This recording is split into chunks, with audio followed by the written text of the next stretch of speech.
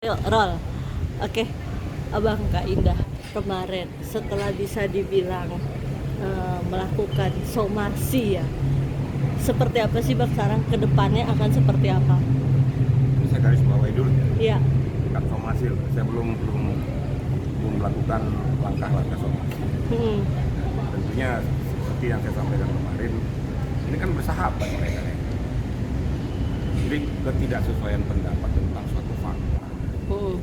yang mana fakta yang sudah disampaikan oleh Dasari itu dibantah oleh oknum tersebut. Hmm. Hmm. Nah itu kan kita sudah buktikan dengan chatnya, WA-nya segala macam, sudah kita buktikan. Hmm. Nah, kalau memang dia kurang pas ataupun kurang ini kan bisa dia minta CCTV juga, kalau mau gitu ya. Hmm.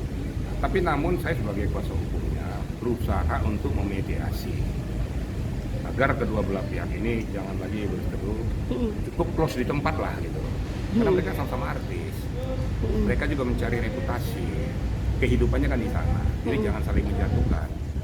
Itu prinsip yang saya lakukan sehingga kedua belah pihak bisa berdamai kembali. Namanya kita suatu ketika ketemu ada aja perselisihan pendapat dan lain sebagainya. Tapi itu jangan dibuat jadi permusuhan gitu, kira-kira gitu ya. Kak Indah sendiri gimana? Pengen banget damai atau gimana sih Kak sebenarnya? Sebenarnya seperti kemarin kan yang seperti Pak Jenderal bilang dan tim pengacara saya, kita kan melakukan beberapa hari kayak permintaan maaf ya Pak ya, karena kan ini kan di blow up-nya ke media kan, Iya. seperti itu. Padahal saya sendiri ibaratnya sudah benar-benar tidak pernah membicarakan hal-hal yang mengenai kejadian di Bali itu, karena kan saya sudah pergi umroh, saya sudah pulang umroh, kita masih baik-baik saja bersama Dewi. Saya juga kaget, udah nggak ada apa-apa, karena waktu itu saat saya pulang dari Bali, saya pulang dari umroh, kita udah baik-baik sama Dewi, udah ketawa-ketawa, udah makan bareng, udah nggak ada apa-apa, memang tidak ada apa-apa. Dewi juga waktu itu pada saat itu bilangnya sudah move on, dia sudah deket sama ada seorang polisi kan, seperti itu kan. Tapi ternyata tiba-tiba kok bisa ramai lagi. Saya kagetnya itu sebenarnya ramainya itu pas lagi pada saat ulang tahun. Saya kan pikir emang karena saya bertemu, saya kan gak ada masalah. Saya malam ulang tahunnya di malam tanggal 15 tengah malam, saya datang. Lalu kok saya tidak boleh di rumah itu gitu, karena katanya mau ada laki-laki itu datang. Jadi laki-laki itu sepertinya tidak memperbolehkan ada saya di lokasi tersebut.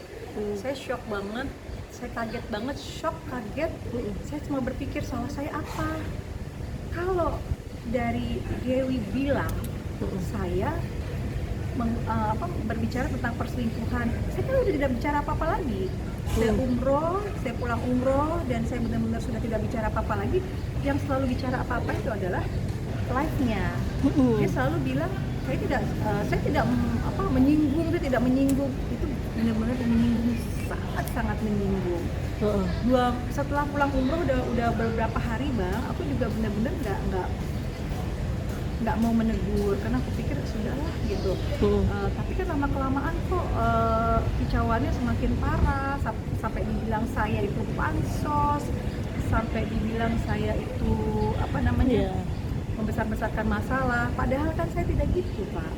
Sudah diam. Ya intinya adalah saya sudah diam dan tidak pernah membicarakan apapun gitu. Tapi selalu dibilang dompleng nama dia Ya. karena lagi caleg Kak katanya. Nah ini dia Pak, ini yang digarisbawahi katanya karena nyalek, jadi saya pansos. Gitu Itu gimana Pak, tuh Bang? Ada maksudnya ada yang bisa dikerana hukum nggak sih? Saya sih. Saya rasa nggak ada relevansinya ya. Nggak ada hubungan antara relevansi dengan mencalonkan. Jadi maksud saya itu supaya betul-betul kita bisa membeda-bedakan lah mana yang disebutkan sebagai pansos, mana disebutkan sebagai calon. Jadi nggak ada hubungannya. Jadi kembali lagi ke proses semula. Saya hanya berharap itu aja.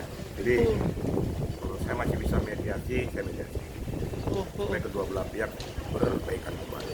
Namun kalau seandainya ada langkah-langkah yang dilakukan untuk tetap kekeh dengan pokok permasalahannya, sudah kita mengambil langkah-langkah berikutnya. Mungkin mungkin gitu ya. Tapi kemarin juga di live Mbak DP bilang nih Kak Indah, Pak Pilot katanya lagi ngumpulin bukti-bukti. Nggak apa-apa, orang saya saya kan nggak ada apa-apa, bukti yang mana tidak masalah. Silahkan dikumpulkan bukti yang mana. Saya tidak ada berbicara selain kemarin bersama teman-teman pengacara saya dan Pak Jenderal. Saya tidak ada bicara macam-macam. Saya hanya berbicara tentang fakta ketika pulang dari Bali. Itu pun semua persetujuan Dewi. Saya bilang ini gara-gara saya bikin status yang Dewi suruh. Dia akhirnya wartawan akhirnya mau wawancara saya no komen aja ya sayang. Terus saya bilang gitu, tapi dia bilang jangan dong kakak bicara apa yang kakak lihat. Nah sekarang Kak Kris desainer saya itu sekarang masih di Sumatera karena dia pencalekan di sana, jadi dia tidak bisa akan bicara karena yang melihat adalah saya dan Kak Kris dan desainer saya. Jadi desainer saya kemarin telepon saya, dia baru mau akad bicara setelah dia pulang dari sana. Oke. Bang, tapi kalau emang ini serius dari pihak mereka mau ke bawah ranah hukum, dari pihak abang gimana? Itu siap aja. Ya saya kan profesional sebagai kuasa hukumnya. Ya kita lihat dan kita kumpulkan bukti-bukti sesuai dengan fakta. Tentunya kalau sudah LP masuk, tentu hal-hal yang berkaitan dengan itu akan kita lakukan. Jadi silakan saja, ya, kedua belah pihak kan mempunyai hak yang sama untuk menindaklanjuti permasalahan apakah selesai atau tidak. Gitu. Ya. Tapi kalau dari bang berarti maunya baik-baik ya? Ya kalau saya mau sebagai kuasa hukum kan mereka kan berteman ya, berdamai-damai lah. Karena kan mereka masuk sendiri gitu ya. Iya bang, jangan sampai terus memblunder kemana-mana ngomongin masalah ini dan itu. Ini sebentar bang. Nggak apa-apa.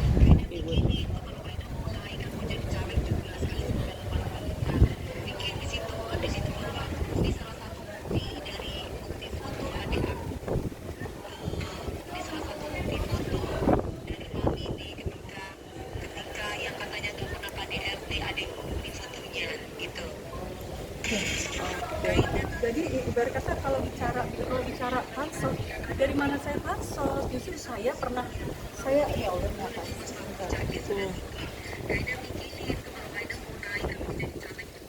Nah, justru saya waktu itu disuruh naikin foto Dewi yang dipukul, katanya ini korban KDRT dari Saiful Jamil. Kak Indah kalau mau naikin ini. Kakak bela kaum perempuan supaya rame, kakak kan mau nyalek. Itu justru dia yang bicara seperti itu, saya justru tidak lakukan. Kalau saya mau pansos, saya sudah lakukan dong. Ini saya sudah diam loh, karena saya pulang umroh, saya mau istiqomah. Dan ada lagi pembicaraan, katanya saya pulang umroh pakai hijab karena saya katanya mau buka travel umroh. Loh, kalau saya mau buka travel umroh bagus dong, seperti itu. Jadi memblunder bang, jadi kemana-mana gitu kan.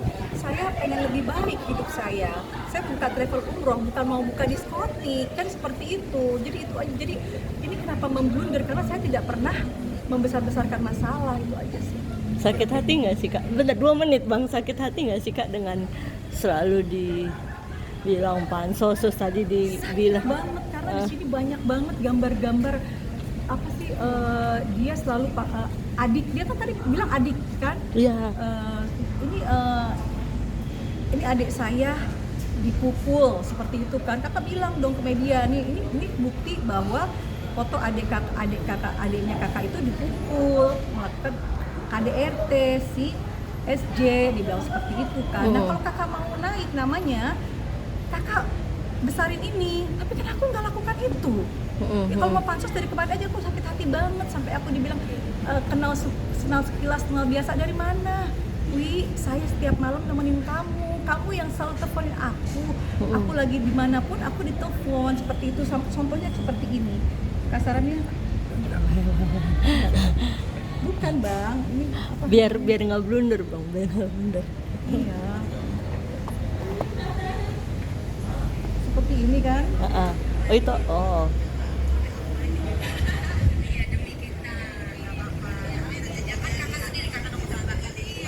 maksudnya gini aja, ini nanti aku kirim aja ya. Iya. Usah dong, jadi maksudnya aku kirim aja. Maksudnya Jadi aja nanti. iya. tolong itu deh yang gitu ya. Ya maksud aku ya jahat banget katanya dia, aku misalkan jahat banget kalau aku dibilang kasus, aku sedih banget. Kenapa?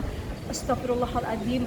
Kalau saya mau bikin masalah ketika dia bercerai sama Aangga, saya nggak ada komen apapun.